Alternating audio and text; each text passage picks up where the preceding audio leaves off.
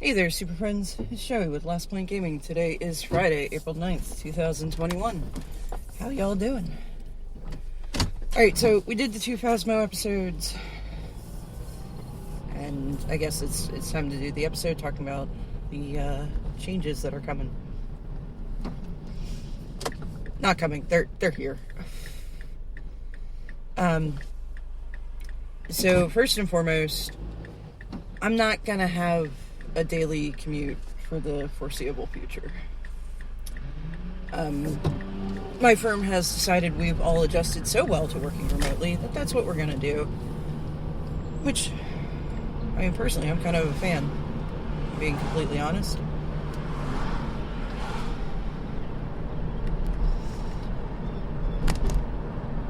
Now, I may go into the office like one day a week for meetings, or may not even be that frequently. Like, whoa, that is quite a license plate there. KDICRUS. What the hell does that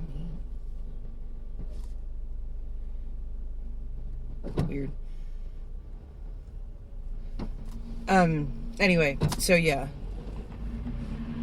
There is going to be no consistently going into the office. Like, they're not even assigning us workstations.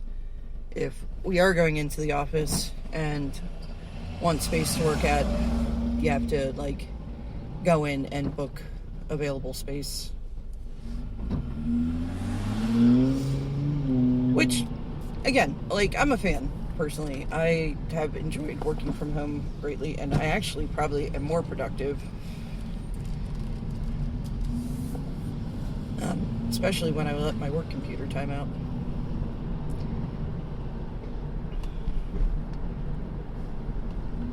My work computer has this, like, soft key keyboard that's like playing patty cake with a kitten. So I connect to actually do the work part of my job through my personal laptop because it has a nice clicky mechanical keyboard. And yeah, I like the clicky keyboard. I type faster.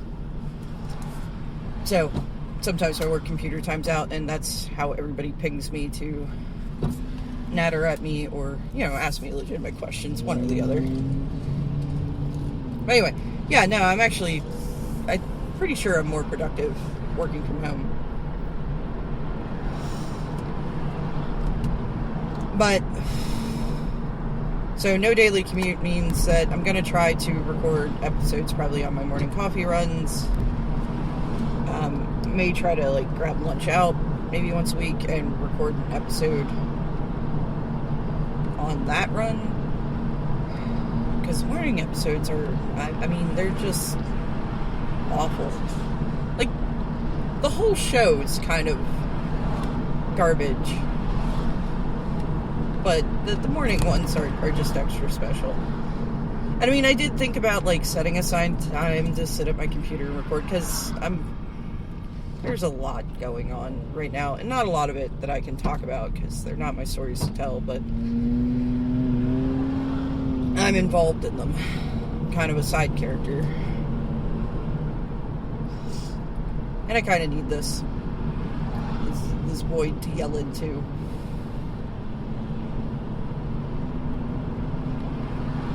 So I thought about setting aside time and sitting at my computer and recording. But then I'm gonna want to, like, get a real mic and edit, and, like, then it's just shiny trash, but it's still trash. Right now it's like a whole trash package, and that's okay. Like, it's a theme. And then, like, yeah, it suddenly becomes another source of stress in my life where I feel like I need to actually research things and have things up on the screen ready to refer to instead of, that thing. Vague description of thing. I just don't want that. Like, I just want to do it for the funds. So, here we are. The other big change is there's, at least until Paper Magic comes back, there's going to be a lot less Magic talk. I don't love digital Magic, though. I mean, I'm still tuned into the community. Like, you know, I still follow the same Magic people on Twitter and everything, and the same streamers. And I try to tune into Versus Live, you know, at least for a little bit, until I lose interest in what they're doing. Or get horribly jealous that they're sitting there all playing with Paper Magic cards. And like when Tannen streams, I try to hang out in his stream. Todd's been offline for a while they're going through their own transitions in life, him and Callie. But sounds like he should be back online before too much longer. So I'll probably hang out in his streams, though he's become more of a variety streamer, or at least he kind of was throughout quarantine.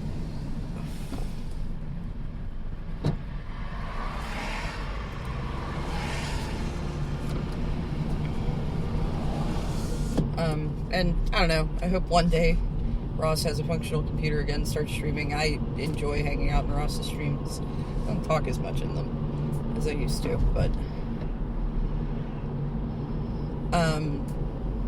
if you want some, speaking of Ross and Tannen, if you want some high quality MTG rants by people who actually have some idea of what they're talking about and, you know, have good resumes, I recommend the MTG Rants podcast, hosted by Ross Merriam and Tannen Grace.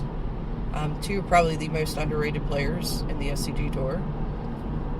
Like, it's kind of the meme that Tannen's never gotten that trophy, but the man probably has one of the best, if not the best, top 8 conversion rates. Well, I don't know if I'm using that right. Has probably one of the best records for making top 8 in tournaments he's played in.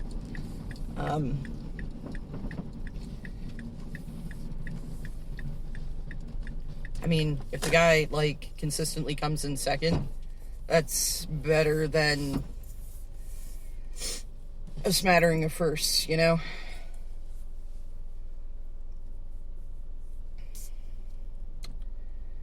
And I mean, Ross is, I mean, the guy's just got a very fascinating mind. You know, like, he pioneered Arclight Phoenix. He's played some kind of not great decks, but maybe they were meta calls. I don't know. Like, I've watched him play Modern Elves in an open, and, yo, I want Elves to be a thing, too. I really do. I love, you know, little synergistic tribal decks with a whole bunch of cheap creatures and everything. But I don't think it really holds up great. And then, you know, like Blue Moon and but I mean, he's a very good engineer, and he's an excellent pilot.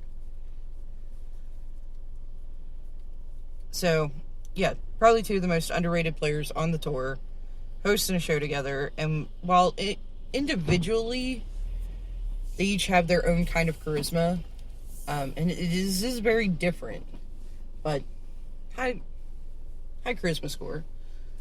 Together, their chemistry is just amazing. Like, I can't say enough good things about the show. And no, I'm not affiliated with them in any way. I was not asked to say good things about the show, but it is the only podcast I've kept up with. Bash Bros, when I was listening to it, was a very good podcast. I'm assuming it still is. That's, of course, with Brad Nelson, Corey Baumeister, and Brian Brunduin used to be on the show with them, but I know from, like, his Twitter and everything, he's kind of started stepping back. And even towards the end of the period that I was keeping up with that show, he had mentioned that he was kind of stepping back and that Magic kind of stopped being fun for him. So, I don't know if he's still on the show. It'd be a damn shame if he's not, because I mean, on top of being, you know, an excellent Magic player, He is really fucking funny. I'm gonna pause y'all real quick. But yeah, it was a very good show, but it was very standard focused because, you know, Brad's like the standard specialist. And even within the game of Magic, like, I had stopped caring about standard a long time ago. So, yeah, it really became content I just wasn't as interested in, and it becomes hard to keep up with this stuff. Also, if you like the fact that you can never tell when there's going to be a new episode for me, like, if that's part of what's important to you about the show, MTG Rants is the same way. Mostly their episodes go up like late Friday night or early Saturday, but they, like, Tana and Ross have to line up time to record together, and then they actually have an editor, and, you know, that editor has a day job and a life and everything, so you know, sometimes stuff comes up and he doesn't get to editing until a little bit later, and it goes out a little bit later. But anyway, it's a great show. Highly recommend. I think the idea I have of both Tana and Ross, they're great guys. I've met them both a couple times. I am really intimidated by Ross because I have this, like, stupid friend crush on him. Like, I would love to, you know, grab a beer with that guy at the bar and just listen to him go on. Not about Magic, but, like, his social and political views, history. The guy just seems to be this well of fascinating information. So, yeah, I find him intimidating. Tannen is, like, so socially graceful that it does a lot to balance my general awkwardness. But yeah, good guys, and I think the content's very good. They were the Pioneer cast, and they've rebranded to MTG Rants when Pioneer almost died. Thanks, Inverter.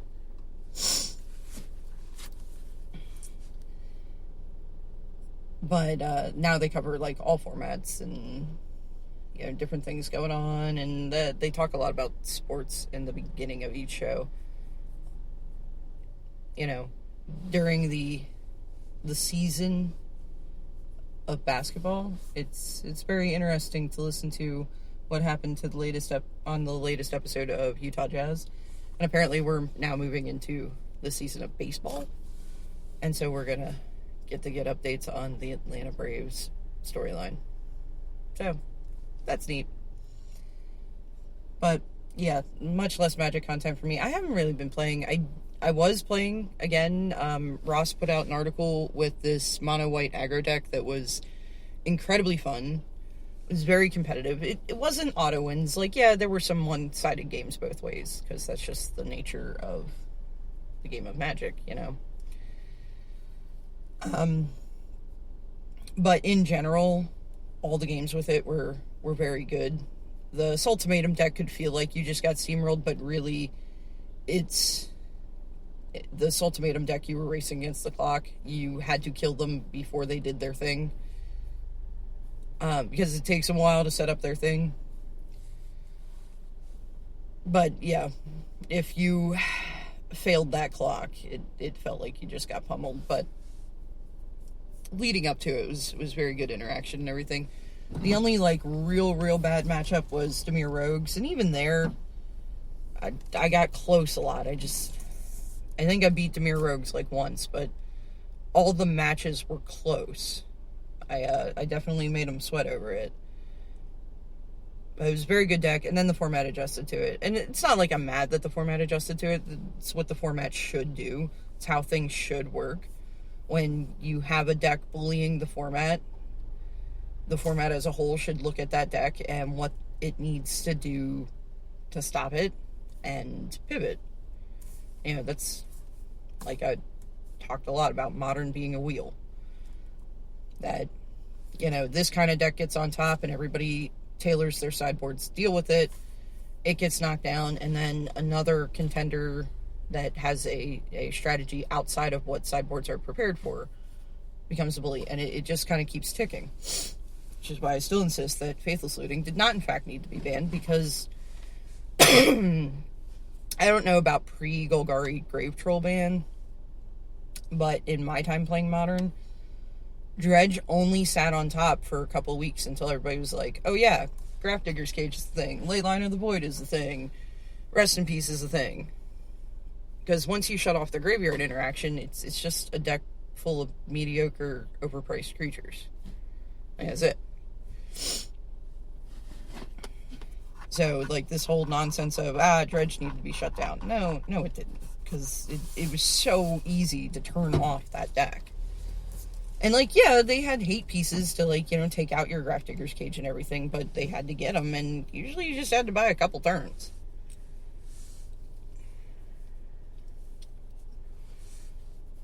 But, no. Faithless Looting died for Hogak's sins, and I'm sorry, we all knew what the problem in that deck was. There was no question. There couldn't be a question of it. It was so obvious. And yet they still went for the soft ban of Bridge from Below. I'm really sorry I missed that couple weeks. Because I really want to see the deck in action that somebody looked at and went, oh yeah, clearly the problem is Bridge from Below.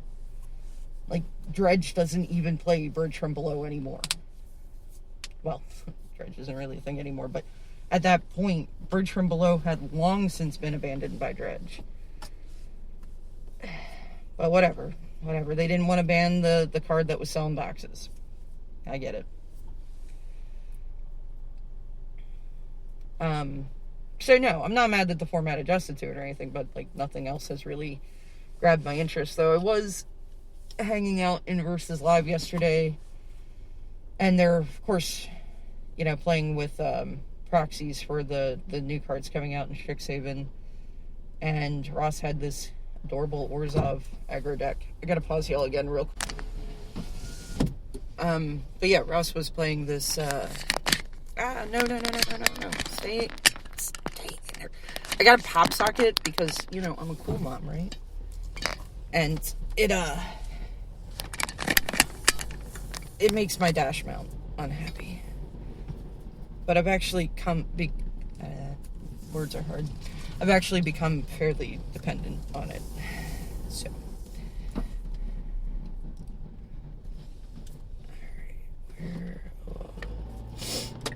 Man, looks like I got here at a good time. Because this line is way longer than it was when I got here. It does make me feel good to, the sense of solidarity with a bunch of other people that are willing to sit in a long-ass drive-through line to just not get out of their car. If there's one positive thing to be said about, quarantine measures, it has now become socially acceptable for me to be too lazy to get out of my car and insist on going through the drive-thru. Because I'm not being lazy, I'm being responsible.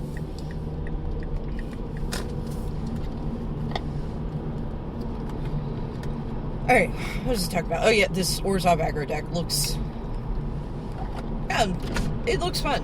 I like aggro decks.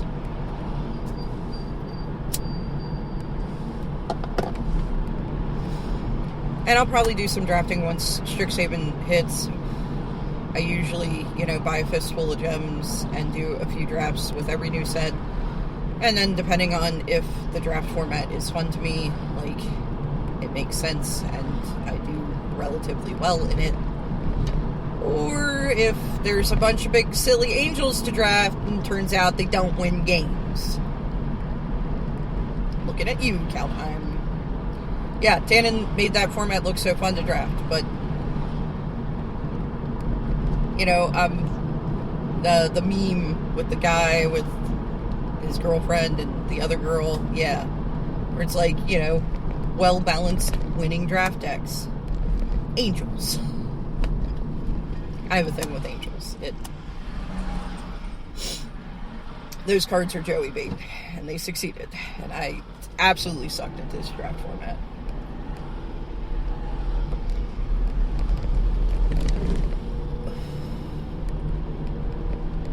But, like, I canned my Mana Traders subscription months ago.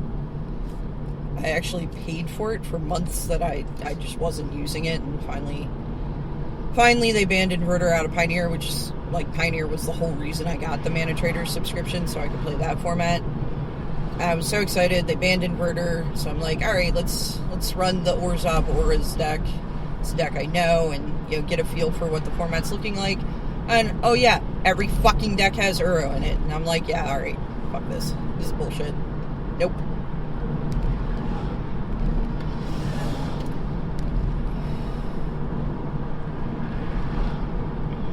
Like, it's one thing to have bait cards in a set, it's another thing to have these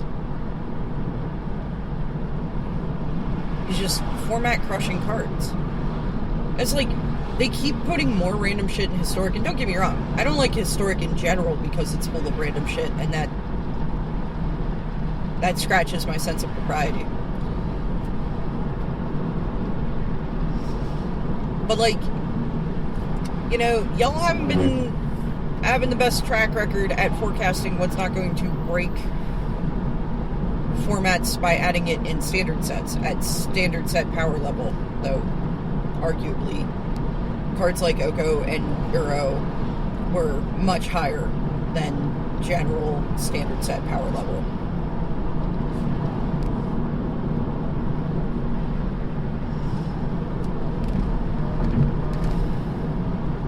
I have to believe these cards started out in a form that was, like, completely unplayable.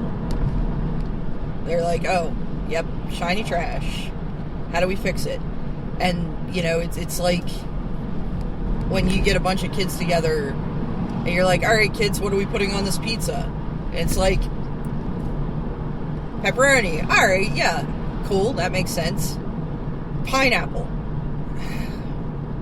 I mean, pineapple mixes with some things, but sure. Watermelon. What?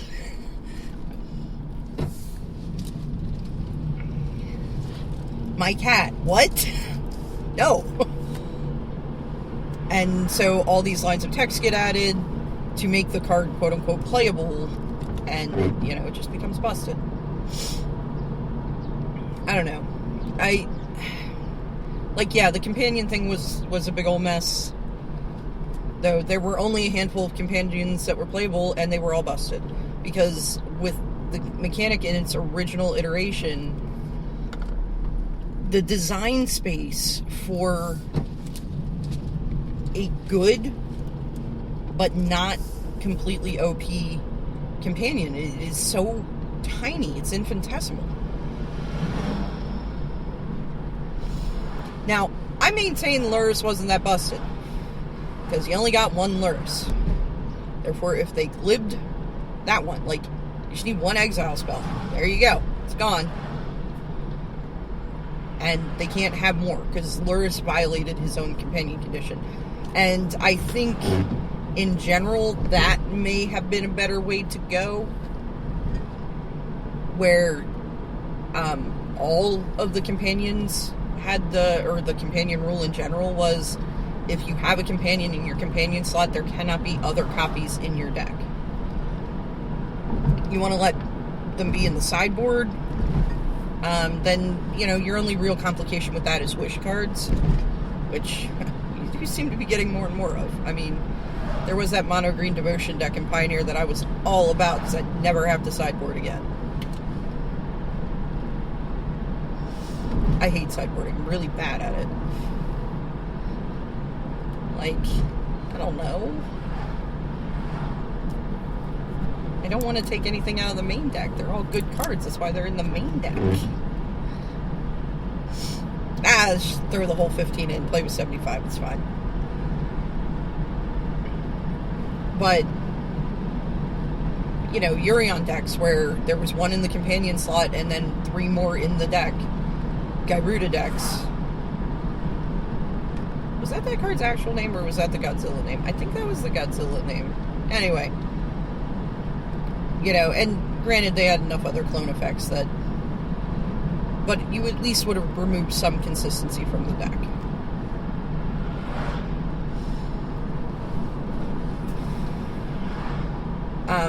So I get, they have to explore new design spaces. They have to keep the game interesting and engaging.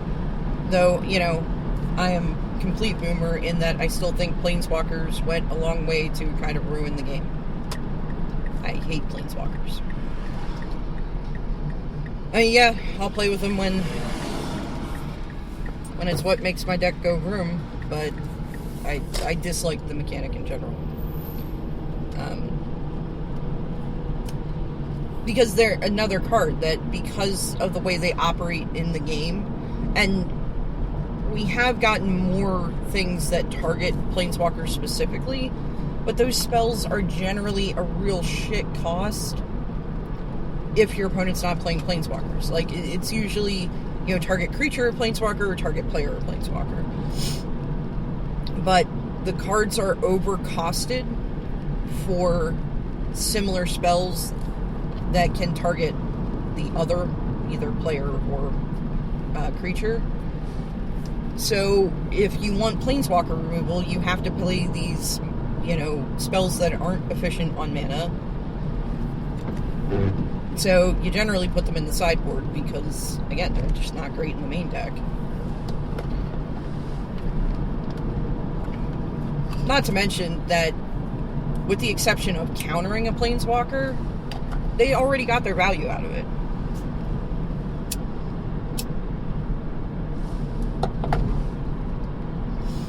I mean, think about it. The Planeswalkers that see play all have an ability that impacts the game significantly that can be used when they hit the battlefield. It's not about the ultimates. Like, yeah, game-breaking ultimates are a thing, and that's problematic, but it's, the smaller plus and minus, like, what does it do when it enters the battlefield? On the turn it enters the battlefield, what's the most effective thing it can do? And the Planeswalkers that see play, that most effective thing they can do is very effective.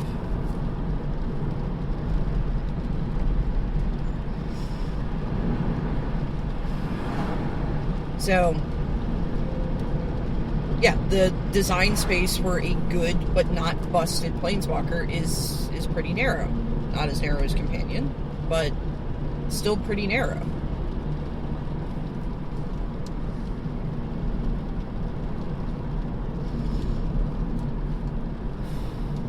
Also, I feel like we just never should have 3 mana or 3 CMC Planeswalkers again. Ever. They never end well.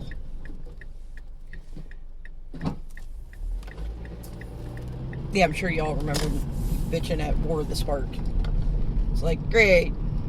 Here's Planeswalker for your Planeswalker. I heard you like Planeswalkers. But they have to keep exploring new design spaces and everything, because otherwise, you just end up playing the same... They're basically printing the same cards with new names. And for the older formats, nobody's going to buy the new card, or, the new card that's basically the same with just a different name. Unless they would like 8 of that effect in their deck. So it's not going to sell boxes. And Standard, you're pretty much playing the same format, every format. So, yeah, they have to explore new design spaces and everything, and not everything's going to be a hit, but, like, come on. Things have been so pushed in the last couple years that... And then, now we have Strixhaven, which, based on listening to the first half of the MTG Rants set review, I'm calling it, Strixhaven is destined to have an uncommon in it that in, like, a year is going to cost $10 or more. Because it's the Ixalan effect. Ixalan compared to what was around, what came before it in that standard format, was a very low power set. I think in and of itself it was a fine and balanced set. I enjoyed Ixalan Draft, actually. There were a lot of synergies that if you could take advantage of them, great. Like, if you could draft the Merfolk deck, cool. But it was hard to do. Like, it was by no means guaranteed, especially in paper drafting where you're doing it in a pod. You know, I guess they've added that to Arena now, but at the time, it was just the AI drafting. So, maximum of one person can end up with the Merfolk deck. So, if multiple people are going after it, you end up with multiple people with, you know, half-assed Merfolk decks. But I thought that the draft format and the sealed format were pretty good.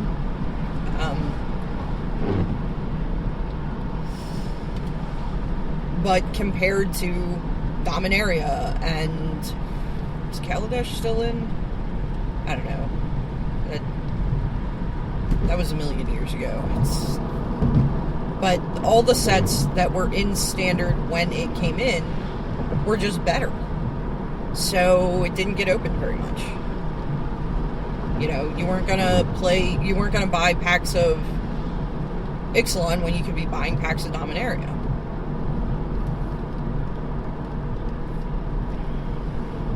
So then when rotation happened, and suddenly the format's very shallow, and most of it is Ixalan or Ixalan, Adanto Vanguards.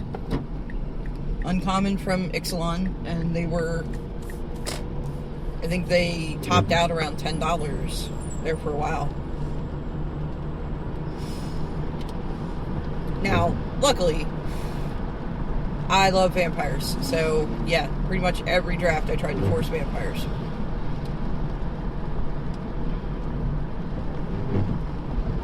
So, I had them, but yeah, no, it was this uncommon card that in Standard was expensive, you know, for an uncommon because the set just didn't get opened much. And seems like that's about to be what happens with Strixhaven here because, again, compared to the sets around it and the things going on around it, it looks to be a bit of an underpowered set.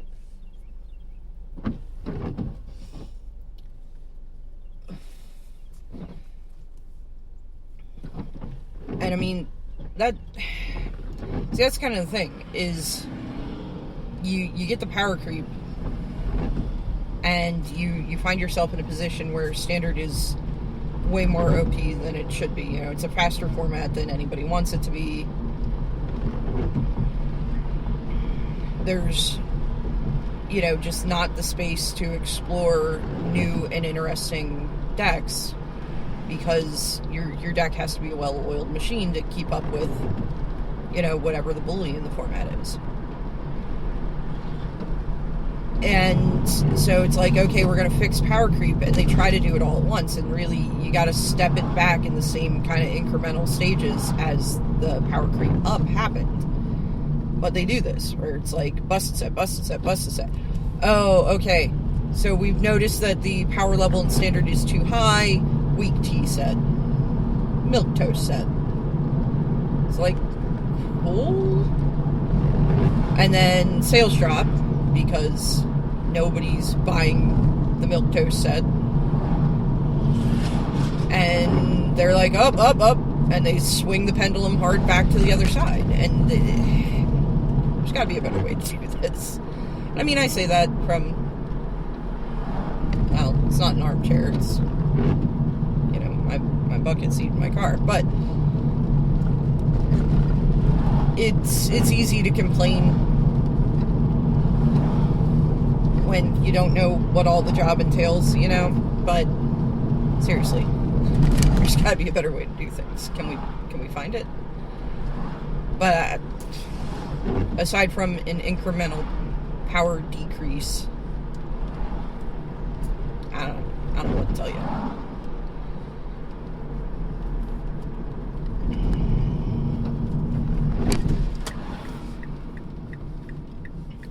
Yeah, that was a lot of magic ranting for there to be less magic ranting on this show. But now I've been having a real hard time with digital magic, and I don't know if it's because I never actually liked this game, I just like the people, or if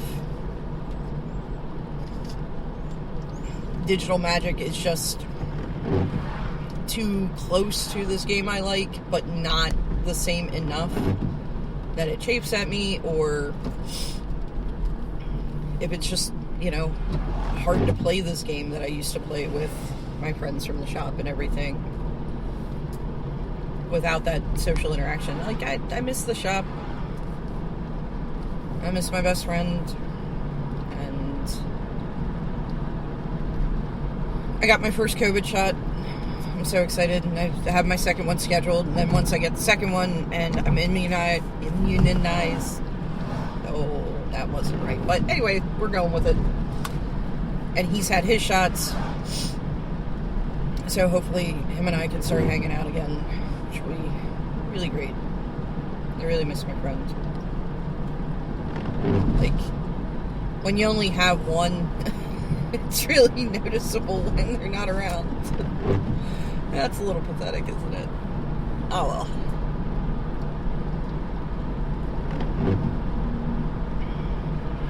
But I mean, I miss the community at the shop, and I miss packing into the car and driving down to Baltimore, Valley Forge. Though, can we get an SCG Hershey? I mean, come on now. It's the sweetest place on earth. That's their tagline. There's an amusement park. It would be a great summer tour stop. Make it happen. Because that's all, like, right by where I live. SCG Hershey. Come on now. Like, seriously, think of the possibilities. You scrub out day one, and you go buy insanely priced... We'll not mention that part. You can go buy Hershey Park tickets and ride roller coasters and shit. I don't think you can drink in the park. I don't know about that, though. You may be able to. It's possible.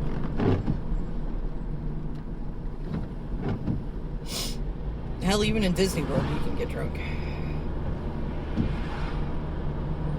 And there's a zoo! It's not a great zoo.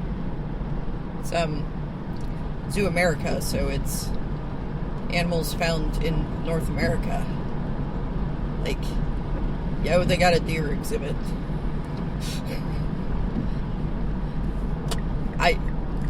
Every fall, I get to see all the deer I want, and they try to kill me. But it's okay, they got, like, desert animals and stuff, too. We don't see those around here. So, yeah, come on, SCG Hershey. Make it happen. Lots of hotel accommodations. I'm sure Hershey has to have some kind of venue that would serve as a convention center. We don't really have a convention center here in the Harrisburg area. We have the Farm Show Complex. No. No. As the name would imply, that is where the yearly farm show is, where they back farm animals into a building.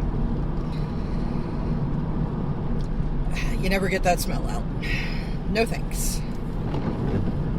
But yeah, Hershey Entertainment has to have something. I mean, the Hotel Hershey has some really great ballrooms, and then there's a hotel. Yeah. Come on, make this happen.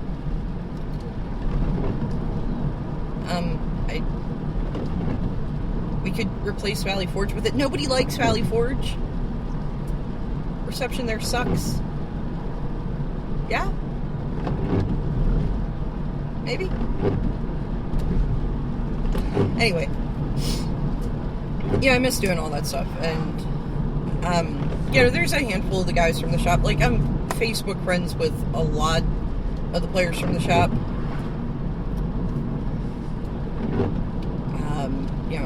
Because I do a lot of the tournament stuff. So it's easier for Facebook friends for people to just drop me a message and like, hey, I'm running late, can you put me on the sign-in sheet? hey, I have a question, is this card legal, or, whatever.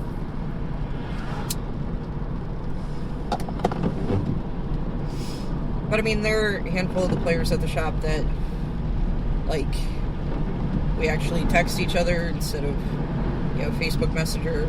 We have each other's phone numbers, and that seems like kind of like being friends, right? Maybe. But yeah, I miss the shop, and I don't know if that's why Digital Magic just grates at my nerves so much. It's like, yeah, it's kind of like being at the shop, except completely not.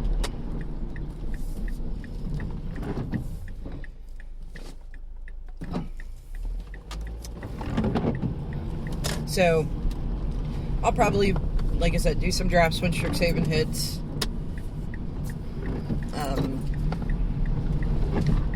Hey, at least they didn't partner with the Turf for IP there. It's the Harry Potter knockoff set.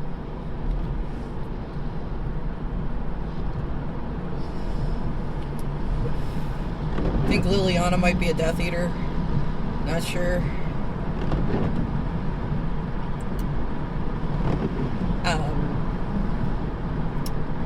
And yeah, if somebody puts a deck out there that looks fun enough, maybe I'll play some Constructed. But I play a lot of Hearthstone Battlegrounds. That's kind of my passive time killer. Sage and I play a lot of Phasmophobia. I really need to re-kill my EQ2 account. That got boring so fast. I'm in the hell levels again. Like the 40s through the 60s, that it just sucks. It's a massive slog. You like quickly run out of quests. So you're doing like stupid city writs and shit. Getting tiny pools of experience for the massive amount you need to level up. And I solo everything because none of my friends play anymore.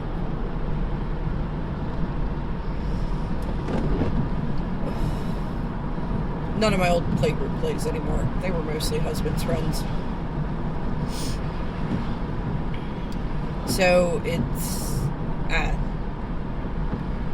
kind of defeats the purpose of playing an MMORPG when you're like, oh, guess I'm playing a Shadow Knight because it's the most soloable class.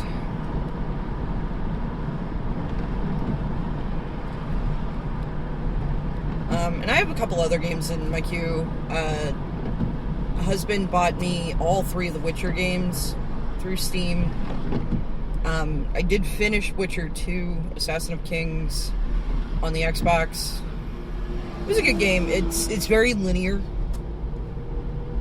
And that was like the big drawback, is you'd like be in the middle of doing something and you'd like follow this random thread, and suddenly you're getting on a boat and you're like, ah shit, I just abandoned like 5 quests.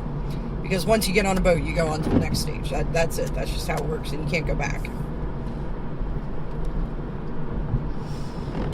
But it had a lot of focus on the storyline with Yorveth and the Scoia'tael.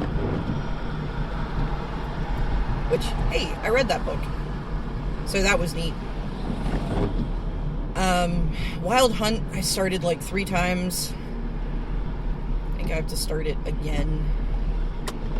But I never played the first Witcher game because it was PC only, and I played Wild Hunt and Assassin of Kings on the Xbox.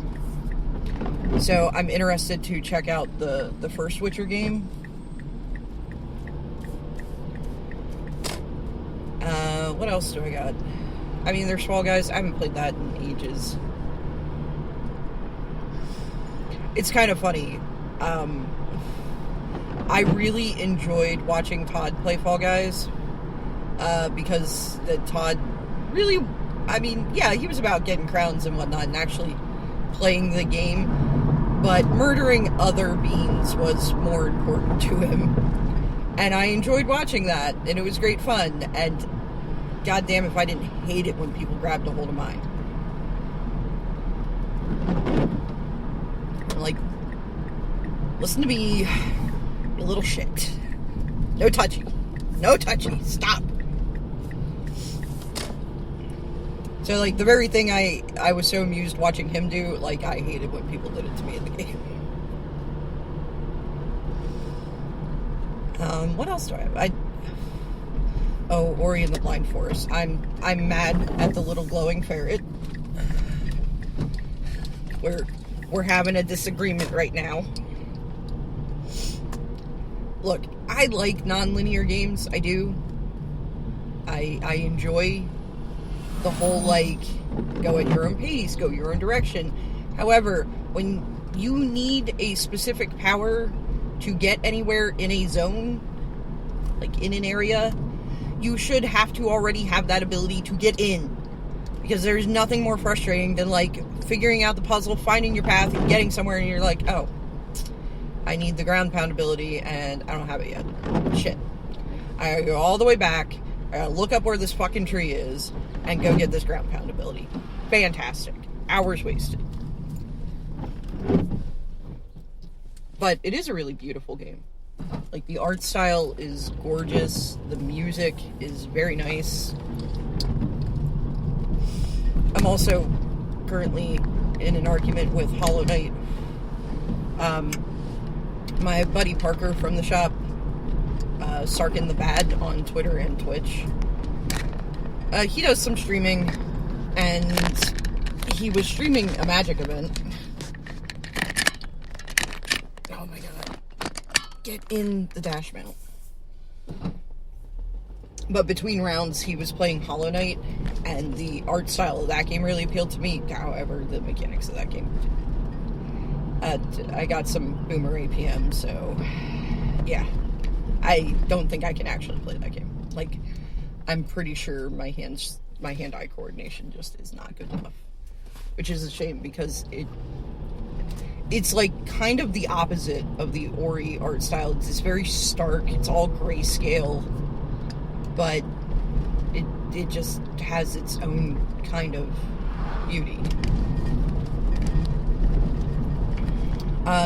Darkest Dungeon, I got my whole party killed. I have to start over. Look, I'm not good at video games. I just enjoy them. But once something becomes frustrating to the point that, again, it's another source of stress, I just put it down. I'm like, nope, we're done here. Like, I got enough stress in my life I gotta deal with. I'm not taking on voluntary. And I mean, I'm gonna work on my art more, but it's not something I really talk about on this show. It's Last Point Gaming and Last Point Art. I got myself a fancy peripheral Wacom drawing tablet. Oh, it's so fun to play with. It's hard to suck. I have spent so many years building up my modest artistic ability in traditional medium, and digital drawing is so very much different that a lot of those skills don't translate, at least not wholly. So I have to, again, like, years wasted. I have to relearn so much that it does become frustrating. But I'm hoping to digitize all my Magic tokens, and one of my mutuals on Twitter directed me to a site where you can have decks of cards printed. And they said that, this was probably the most cost-efficient way to do small print runs of tokens.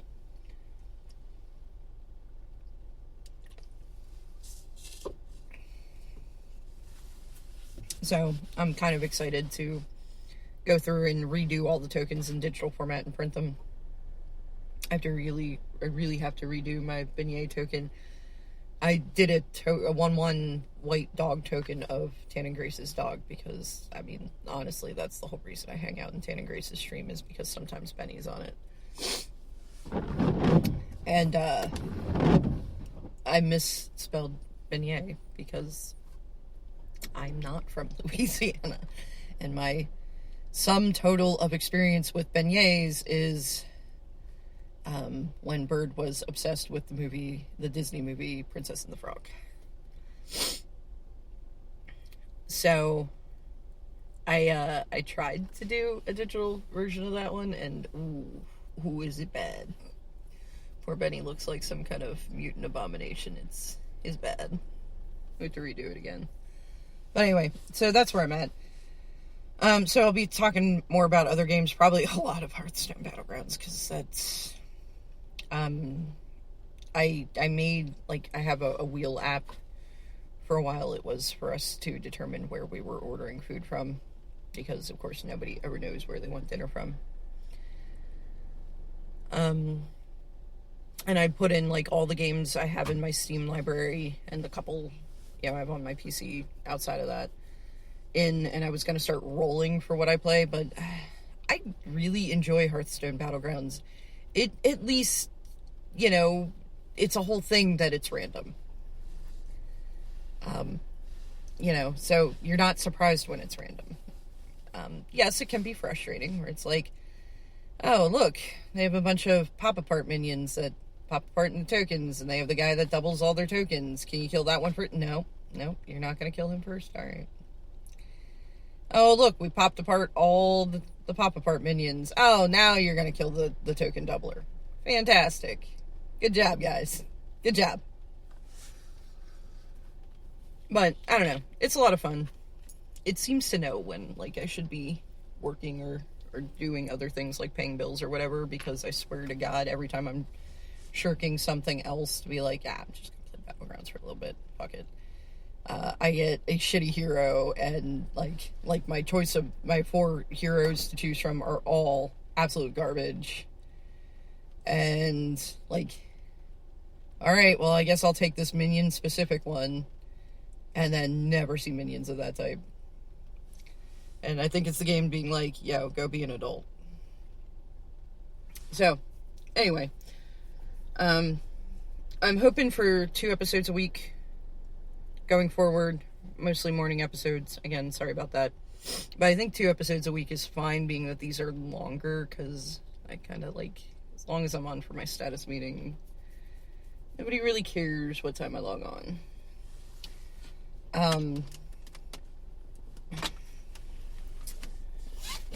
And yeah, that's where we're at. So, probably next episode is going to be like the intro to Hearthstone Battlegrounds, the what you need to know kind of thing. Maybe I'll look at the other games in my queue and see if I, want to do just the next couple episodes are all like, what you should know going into this game. What you should know going into Hollow Knight. If you have Boomer APM, you're gonna have a bad time. But I don't know. We'll see where it goes. Again, this is all just kind of trash, but that's okay. I'm happy with it. Anyway, I should really get in and start getting set up for the day. As always, if you made it this far with me, thank you very much for listening, and hopefully I'll talk to y'all again next week.